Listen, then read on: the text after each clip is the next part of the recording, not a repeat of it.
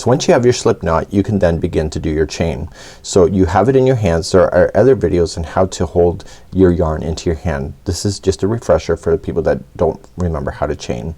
You're going to take the hook, and the only way to get it out of this loop is to go down and turn it upside down.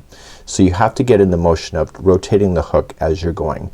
So you're just gonna loop up from behind and rotate and pull under to clear it. Let it go and then repinch the knot or the loop you just made. So just scooping it, turning it over and pull through. This is called yarn over, so I'm gonna refer to it as the technical terms. So yarn over and pull through. Yarn over and through.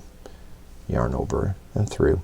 And this is how you would create your chains. So if you wanted to create any chains, then you just count the number of chains as you go. So if I wanted just to start with 1, so 1, 2, 3. Notice that I didn't let go. As you get more experience, you'll be able to do the same, but beginners, you will literally just let go and re-grab as you go in your chain. This is how you do a chain.